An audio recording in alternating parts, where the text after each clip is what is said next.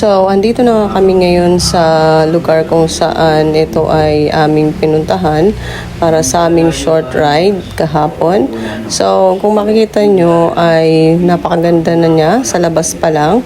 Ito ang tinatawag nilang Kastilyo ng Bukal ng Laguna. Ayan, makikita nyo talaga luma na siya.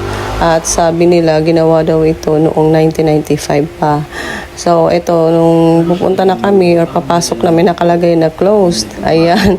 So, syempre, nalungkot kami kasi akala namin hindi na siya pwedeng pasukan or hindi na pwedeng pumasok dyan. Pero nung nilapitan ko, may open hours pala. Ayan, nakalagay dyan, 3 p.m. hanggang 10 p.m. So, napakaaga namin. Pumunta kami dyan nakarating kami dyan mag-8 na. So, sobrang aga pa.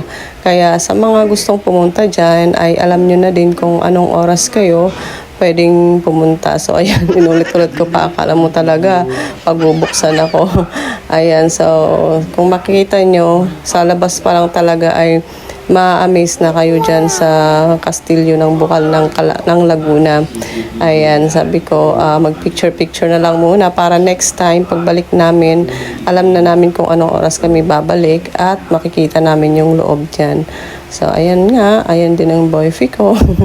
Siyempre, pahinga lang saglit. So, sabi ko sa kanya, ay, video na lang muna kami at ipakita yung labas niya. Siyempre, kung meron kaming drone, ay may papakita namin yung buong labas niya, lalo na sa taas. At siyempre, hindi pa namin afford. So, hanggang sa labas lang kami or sa baba lang talaga may papakita namin. So, next time, next vlog, ay makakapag-video na din kami pagpasok namin dyan sa tamang oras. Ayan.